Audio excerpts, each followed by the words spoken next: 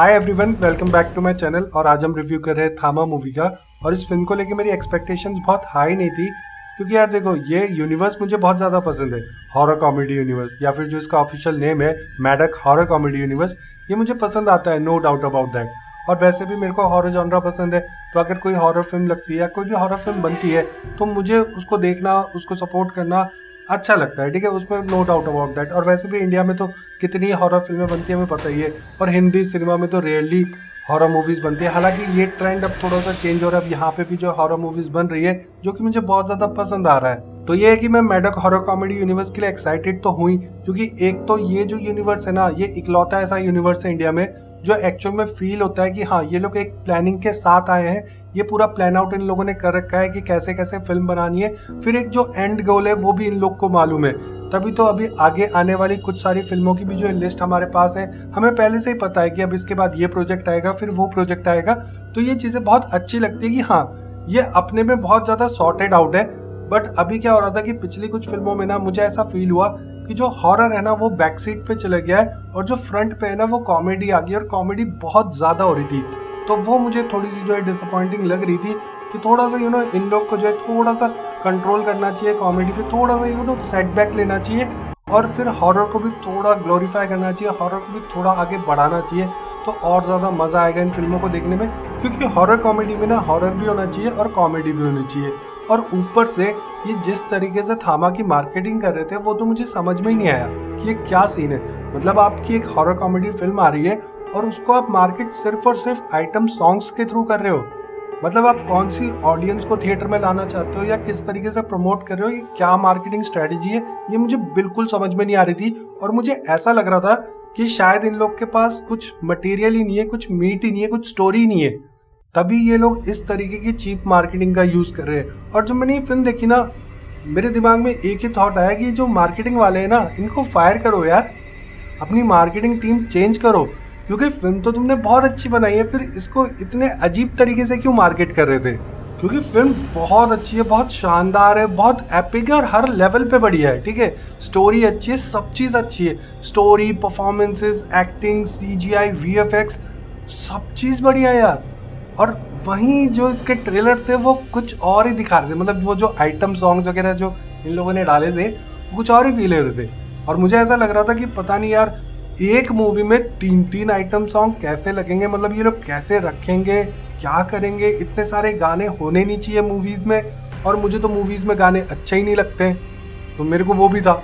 पर जब मैंने मूवी देखी ना, तो हाँ, एक चीज़ है कि जो सॉन्ग्स है ना वो बहुत ही अच्छे से इंटीग्रेट होते हैं मूवी में, और वो कहानी को आगे लेके जाते हैं। मतलब कहीं पे भी ना कहानी हॉल्ट नहीं होती, रुकती नहीं है, कहानी आगे बढ़ती रहती है। और वो जो सॉन्ग्स है बहुत छोटे छोटे से हैं और बहुत जल्दी आके निकल जाते हैं, बहुत अच्छे लगते हैं, और चाहिए वहाँ पे सॉन्ग, वहाँ पे चलता है सॉन्ग। जैसे अब ये लोग अगर जो है एक क्लब में गए हैं जहाँ पे सारे बेताल से, काइंड ऑफ वेम्पायर आप कह सकते हो, बेताल ही कह लो, क्योंकि मूवी में बेताल कह गए तो हम बेताल ही कहते हैं, वेम्पायर्स नहीं बोलेंगे, बेताल बोलेंगे। तो ये जो बेताल के क्लब में गए हैं, तो वहाँ पे वो वाला फील देने के लिए वहाँ पे फिर एक गाना आता है, तो वो अच्छा लगता है, ठीक है। और वहाँ पे स्टोरी आगे बढ़ रही है, मतलब साथ साथ चीज़ें ऐसी हो रही है जो कहानी को आगे लेके जा रही है, कहीं पे भी कहानी रुक नहीं रही है।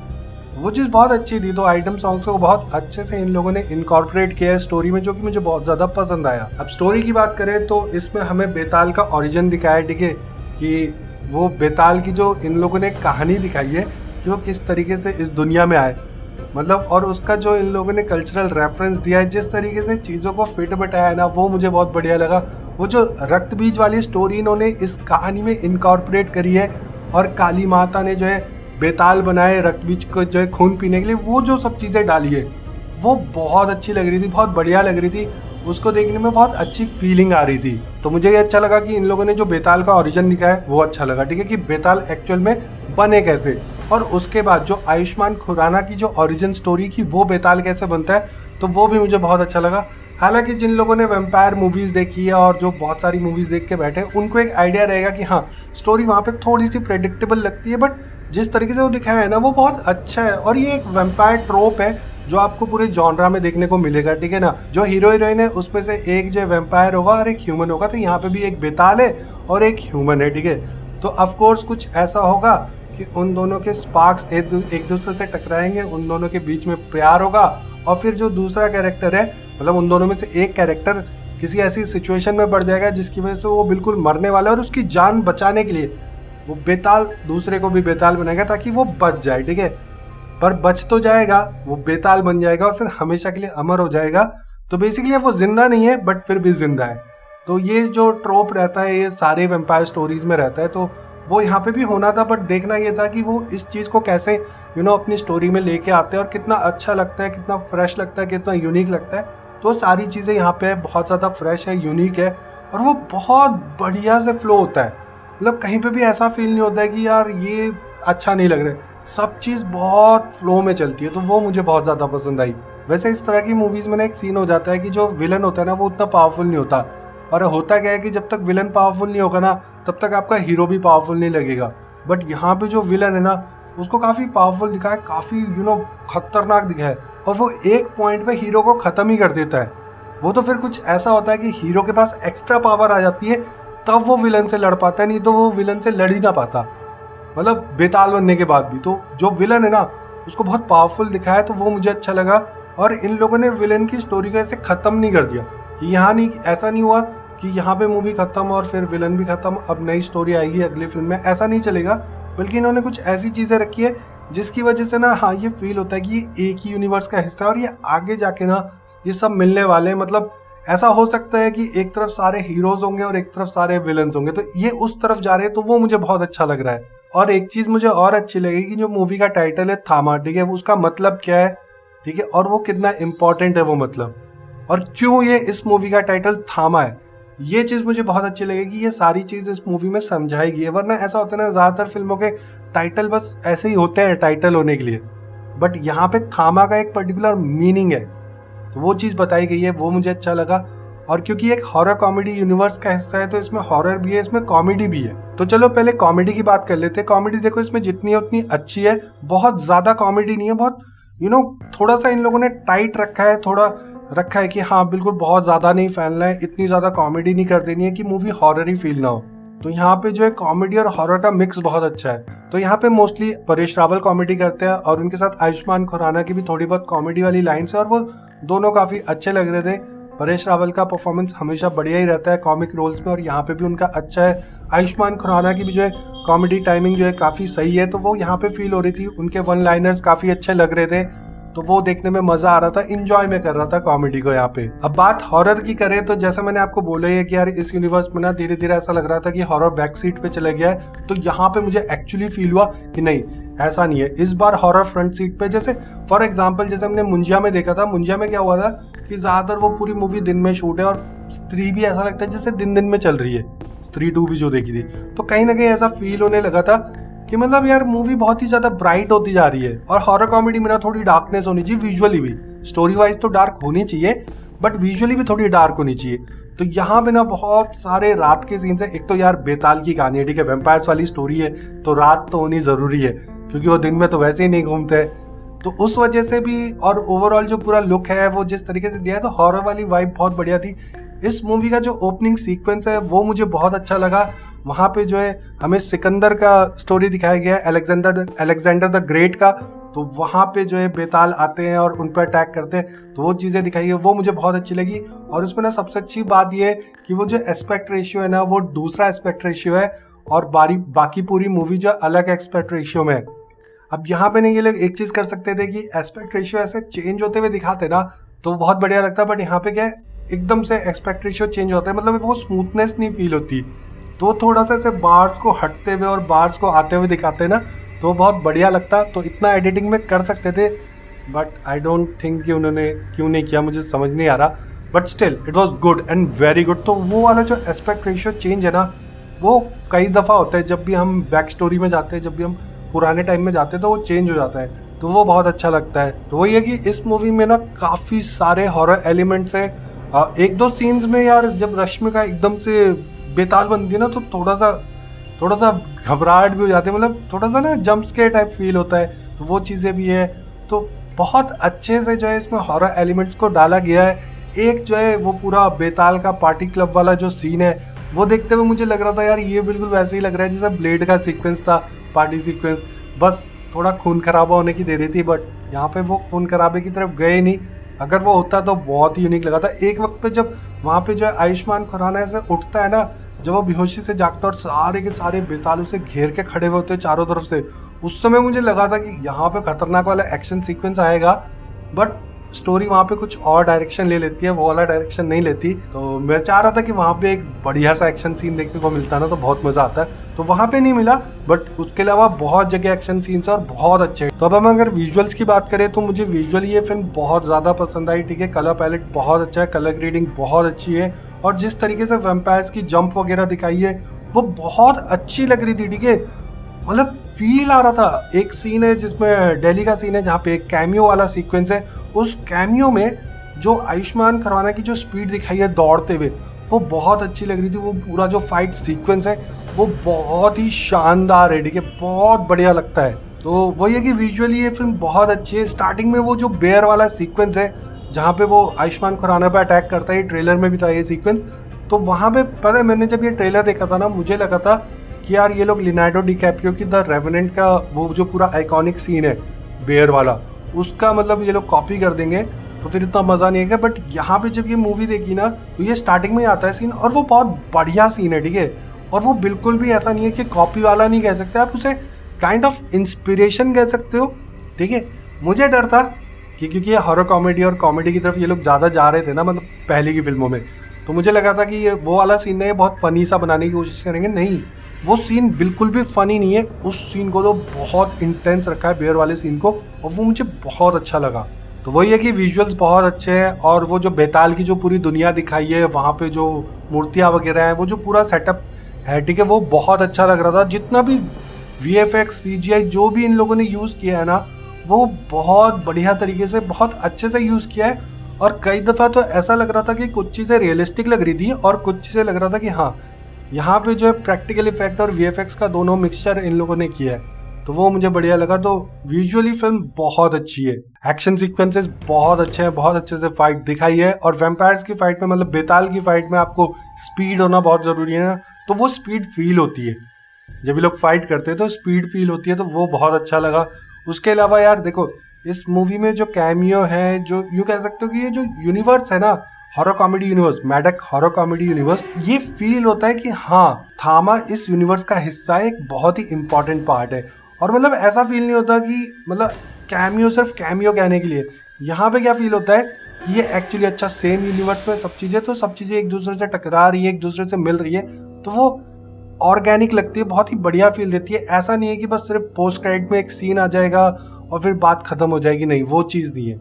यहाँ पे सब चीज़ अच्छे से मिक्स होती है। और पोस्ट क्रेडिट से मुझे एक चीज़ याद आई, जब मैं कॉमेडी की बात कर रहा था ना, तो परेश रावल ने तो कॉमेडी अच्छी करी है।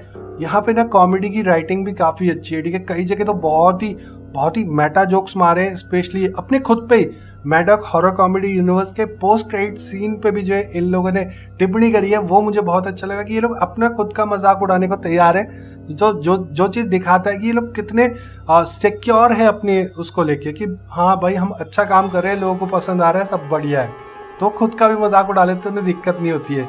तो वो चीज़ बहुत अच्छी लगी। एक दो चीज़ है कि हाँ थोड़े से जो मीम्स अभी वायरल होते हैं, उन मीम्स को इन्होंने जोक्स में यूज़ किया है, तो वो कुछ लोगों को अच्छे लगेंगे और कुछ लोगों को हो सकता है उतने फील ना हो। बट हाँ मैं ये चीज़ बोलूँगा कि 2-4 साल के बाद, 5 साल के बाद जब आप ये मूवी दोबारा कभी देख रहे होंगे और वो मीम आप भूल चुके होंगे, तब शायद वो आपको उतना फनी ना लगे। जैसे वो एक मीम था ना, लप्पू सा सचिन, तो यहाँ पे इन लोगों ने बना दिया। परेश रावल जो है आयुष्मान खुराना के लिए कह रहा है, यार मेरे बेटे की शक्ल तो लप्पू सी तो शक्ल है, उसे कहाँ इतनी प्यारी लड़की मिल सकती है, तो ऐसे करके बोल रहा है। तो ऐसे थोड़े मीम्स वाले जोक्स डाले, वो मुझे उतने अच्छे नहीं लगे, बट उसके अलावा कॉमेडी अच्छी थी। अब हम बात कर रहे थे कैमियो और हॉरर यूनिवर्स की, तो हाँ ये पूरा फील होता है कि ये एक यूनिवर्स का हिस्सा है। जैसे कि इसमें जो मुंजिया से हैंड ऑफ गॉड का जो कैमियो है, वो मुझे बहुत बढ़िया लगा। इन लोगों ने जिस तरीके से दिखा है, स्टार्टिंग में परेश रावल टीवी देख रहा है और वो टीवी में ऐसी चीजें देखता रहता है कि भाई कभी इंडिया पाकिस्तान देख रहा है, कभी जो है वो देख रहा है कि भाई कैसे हनी ट्रैप किया जा रहा है,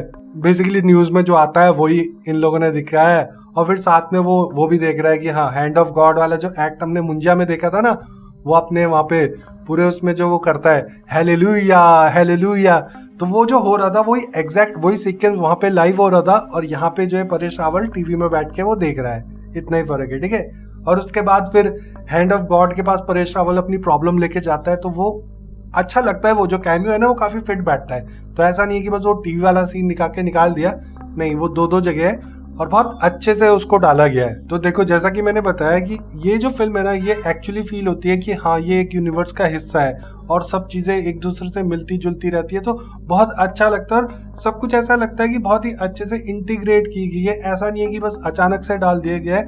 और वहीं पे इस फिल्म का जो सबसे शानदार, सबसे एपिक कैमियो है वो है भेड़िया का। अच्छा, भेड़िया को हमने ट्रेलर में ही देख लिया था, तो हमें आइडिया था कि हाँ, भेड़िया आने वाला है। और इस मूवी में जो भेड़िया आता है ना, और उसका जो लुक है, मतलब वरुण धवन को इतने बढ़िया से प्रेजेंट किया गया है। और उसके बाद जो पूरा फुल फ्लेज्ड भेड़िए वाला जो लुक है वो मुझे बहुत ज्यादा पसंद आया। और अब जो भेड़िया है ना वो अपग्रेड हो चुका है। मतलब पहले जो भेड़िया था वो थोड़ा अलग दिखता था और अब वाला है ना वो और भी ज्यादा इंटेंस दिखता है। और एक चीज मुझे बहुत अच्छी लगी कि इन्होंने बस ऐसे ही अपग्रेड नहीं कर दिया, बल्कि एक प्रॉपर रीजन दिया है कि इसको अपग्रेड क्यों किया और ये कैसे अपग्रेड हुआ। ठीक है, तो अब वो अलग दिख रहा है ना, तो उसके पीछे एक रीजन है और वो मूवी में दिया गया है और वो बहुत बढ़िया रीजन है, बहुत अच्छा रीजन है। तो वो चीज मुझे बहुत ही शानदार लगी। क्योंकि देखो, अभी हम जैसे एमसीयू की भी फिल्म्स देखते हैं ना, उसमें सुपर हीरोज के जो है सूट बस चेंज हो जाते हैं और कोई प्रॉपर रीजनिंग नहीं दी जाती कि ये सूट इसलिए चेंज हुआ है। बट यहाँ पे वो दी गई है, तो वो चीज मुझे बहुत अच्छी लगी। हालांकि शुरुआत में एमसीयू वाले करते थे, बट अब तो वो बहुत लेजी हो चुके हैं। तो मैं ये बोलूंगा कि वरुण धवन तो पूरी ऑरा फार्मिंग कर रहा था और बहुत ही ज्यादा बढ़िया लग रहा था, बहुत ज्यादा एपिक लग रहा था। मेरे को तो बहुत ही बढ़िया लगा, बहुत शानदार लगा। वो जो पूरा एक्शन सीक्वेंस है ना, वो जो पूरा बिल्डिंग के ऊपर तोड़फोड़ मचाई है भाई, बहुत एपिक लग रहा था। और बिग स्क्रीन में ना भेड़िया बहुत बड़ा, बहुत ही ह्यूज लग रहा था, मॉन्स्ट्रस लग रहा था। तो वो मुझे बहुत अच्छा लगा। तो ये है कि हाँ, कैमियो बहुत अच्छे से जो है इसमें इंटीग्रेट किए गए हैं। जना का भी कैमियो वो बहुत अच्छा लगता है, उसको बहुत अच्छे से यूज कर रहे हैं लोग। इनफैक्ट बहुत तालियां बज रही थी थिएटर में जब लोगों ने जना को देखा, जब लोगों ने भेड़िया को देखा। तो वो चीज़ मुझे भी बहुत ज़्यादा मज़ा आ रहा था देखने में। तो हाँ, ये बहुत अच्छा फील दे रहा है। मैंने कहा ना, ये इकलौता ऐसा यूनिवर्स है इंडिया का जो एक्चुअल में फील होता है कि हाँ, ये लोग सब कुछ अच्छे से प्लान आउट करके चीज़ों को कर रहे हैं और वो मूवी देखते हुए फील भी हो जाती है। उसके अलावा मूवी में जो परफॉर्मेंसेज है वो सबकी बहुत बढ़िया है। ठीक है, हाँ, एक चीज़ मैं बोलना चाहूँगा कि रश्मिका की जो परफॉर्मेंस है वो अच्छी है। ठीक है, नो डाउट अबाउट दैट, वो काफ़ी अच्छा परफॉर्म करती है। बट एक दो जगह जो उनकी डायलॉग डिलीवरी हो जाती है ना, देखो जब एनिमल मूवी आई थी ना, उसमें उनका वो जो एंग्री वाला डायलॉग नहीं था, I really wish he died that day, वो वाला जो डायलॉग तो वहाँ पे लगा था ना कि थोड़ा अटपटा सा लग रहा था। तो हमें लगा कि शायद यार वो गुस्से में बोल रही है, तो इस वजह से उनका वो डायलॉग, उनका टोन थोड़ा सा डिफरेंट हो गया है। बट यहाँ पे भी ना सेम चीज़ हुई। एक सीन है जहाँ पे वो काफ़ी गुस्से में, और गुस्से में वो कुछ लाइन बोलती है और वो ना थोड़ा सा उनका टोन चेंज हो जाता है, एक्सेंट चेंज हो जाता है एकदम से। और ऐसे ही एक और डायलॉग है उनका आयुष्मान खुराना के साथ ही, उसमें ना मतलब उनका जो हिंदी है ना वो थोड़ा सा अजीब सा लगता है। और वहाँ पे तो मुझे ऐसा फील हुआ कि देखो, हर एक सीन को ये लोग कई बार शूट करते हैं अलग अलग तरीके से। ठीक है ना, तो हो सकता है कि जब एडिटिंग की गई तो उस वाले टेक को नहीं रखा गया जो एकदम परफेक्ट होगा, शायद थोड़ा सा इम्परफेक्ट टेक को रखा गया है। वो क्यों था I don't know, may be इसलिए कि लोग इस बात पे चर्चा करें या जो भी रीज़न था। पर वो दो जगह मुझे डायलॉग डिलीवरी थोड़ी सी अजीब लगी। उसके अलावा रश्मिका की परफॉर्मेंस बहुत अच्छी लग रही थी, वो एज अ बेताल बहुत बढ़िया लग रही थी, बहुत अच्छे से उन्होंने अपने आप को कैरी किया है, बहुत अच्छा लग रहा था। एक्शन सीक्वेंसेस में बढ़िया लग रही थी। उसके अलावा इस फिल्म के जो लीड है आयुष्मान खुराना, उनकी परफॉर्मेंस अच्छी थी। उनकी परफॉर्मेंस हमेशा ही अच्छी रहती है, कॉमेडी टाइमिंग्स उनकी अच्छी है, उनके जो वन लाइनर्स थे वो बढ़िया लग रहे थे, तो मज़ा आ रहा था उन्हें देखने में। नवाजुद्दीन सिद्दीकी, जिसका मुझे सबसे ज़्यादा डाउट लग रहा था, क्योंकि ट्रेलर में ना मुझे ऐसा लग रहा था कि यार ये बड़ा फनी सा, मतलब गंदा सा लग रहा है यार, अच्छा नहीं लग रहा है। बट यहाँ मूवी में ना वो बढ़िया, मतलब अपने आप को बहुत अच्छे से कैरी करते हैं और उनको जिस तरीके का कैरेक्टर दिया गया है, जिस तरीके के सीन्स उन्हें दिए गए, वो सूट तो कर रहे थे यार। बंदे में दम है, मतलब एक्टिंग तो अच्छी करता है नवाज। तो यहाँ पे भी बस ये था कि यहाँ पे थोड़ा वो डिफरेंट है, तो वो अलग लुक दे रहे थे, बट सही था। मतलब उनको राइटिंग अच्छा कर रखा है ना, तो जब राइटिंग अच्छी होती है तो एक्टर के पास भी रहता है कि हाँ, वो अपनी एक्टिंग क्षमता जो है दिखा सकता है, तो वो यहाँ पे हुआ है। उसके अलावा परेश रावल का मैंने बताया कि उनकी जो है कॉमेडी जो हमेशा अच्छी रहती है, यहाँ पे भी बढ़िया थी। छोटा सा रोल है उनका, ज़्यादा बड़ा नहीं है। उसके अलावा जो बाकी सपोर्टिंग कास्ट है, जैसे कि जो है जो बेताल हैं, बेताल में जो और लोग दिखाए हैं, तो 2-3 लोग जिनके फेसेस बार बार दिखते रहते हैं, जिनको थोड़े डायलॉग्स मिले हैं, वो मुझे अच्छे लगे। काफ़ी बड़ा क्राउड इन लोगों ने बेताल का दिखाया, वो अच्छा लगा। एक पुलिस वाले हैं, उनका रोल मुझे बहुत शानदार लगा, फनी लग रहे थे। ठीक है, तो मैंने एक्सपेक्ट नहीं किया था, उनको आपने पंचायत में भी देखा होगा, मैंने एक्सपेक्ट नहीं किया था कि यार ये बंदा बेताल होगा, बट वो जब निकलता है तो बढ़िया लगता है। ऐसे ही जो बेताल का जो ग्रीटिंग स्टाइल है, मतलब जैसे हम लोग हेलो नमस्कार ये सब करते हैं ना, वणक्कम वगैरह, तो उन लोग का जो है थोड़ा हेलो बोलने का तरीका थोड़ा डिफरेंट है, वो मुझे अच्छा लगा। एक चीज़ इन लोगों ने यूनिक करी, वो मुझे बढ़िया लगा कि जो बेताल है वो झूठ नहीं बोल सकता। अगर वो झूठ बोलेंगे तो उनके दांत बाहर आ जाते हैं, नाखून बाहर आ जाते हैं, तो वो बेसिकली झूठ बोल ही नहीं सकते। तो ये चीज़ अच्छी है, बट पता नहीं ये आगे चल के मतलब इन्हीं को ना काटने आ जाए, क्योंकि ये मतलब इन लोगों ने एक ऐसा रूल बना दिया ना कि ये डिफ़िकल्ट हो कर सकता है फ्यूचर में, मतलब इन्हें परेशान कर सकता है, ऐसा लग रहा है। ठीक है, तो बाकी परफॉर्मेंसेस सबकी अच्छी है, कॉमेडी अच्छी है फिल्म में, विजुअल्स अच्छे हैं, एक्शन सीक्वेंसेस बढ़िया है, स्टोरी अच्छी है, और सबसे अच्छी बात जिस तरीके से इन लोगों ने स्टोरी में कल्चर को जो है इनकॉर्पोरेट किया है वो मुझे बढ़िया लगा। जैसे मैंने आपको बताया, वो पूरी रक्त बीज वाली जो स्टोरी ये लोग लेके आए, उससे जो है बेताल को कनेक्ट किया, वो बहुत अच्छा था। ओल्ड सीक्वेंसेस अच्छे थे। तो वही है कि ओवरऑल फिल्म बहुत अच्छी है। ठीक है, फिल्म में जो है story, comedy, horror, visuals, cameos, performances, everything is just top notch. Even songs are very good, मतलब गाने भी बहुत अच्छे, कहीं पे आप बोर नहीं होते हो। फिल्म एक फ्लो में चलती है, मतलब जैसे फिल्म शुरू हुई ना, पता है जब फिल्म शुरू हुई, फिल्म शुरू होने के ना थोड़ी देर में इंटरवल आ गया। मैं कह रहा हूँ यार, मैं शॉक हो गया, इतनी जल्दी इंटरवल हो गया, और बाकी भी आसपास के लोग सोच रहे इंटरवल हो गया क्या। फिर मैंने घड़ी देखी तो 1.25 घंटा हो चुका था। तो इंटरवल 1.25 घंटे के बाद आया, बट ऐसा फील नहीं होता है। तो वो चीज़ है कि मूवी बहुत फास्ट पेस है, बहुत जल्दी जल्दी आगे बढ़ती है, कहीं पे भी कोई स्लो वो नहीं है कि भाई मूवी स्लो हो जाएगी, तो ऐसा कुछ भी नहीं है, कहीं पे कोई ठहराव नहीं है, मतलब एकदम फ्लो में मस्त निकल जाती है। तो वो बहुत बढ़िया लगता है, कहीं पे भी आप बोर नहीं होगे, सबसे अच्छी बात है ये। तो पता ही नहीं लगा मूवी कब शुरू हुई कब खत्म हो गई, एकदम मतलब मस्त मजे में जो है पूरा टाइम निकल गया। तो मैंने इस मूवी को काफी इंजॉय किया, और मैं भी इसे 1-2 बार और देखूंगा थिएटर में जाके, and I loved it. I highly recommend कि आप लोग ये फिल्म देखो।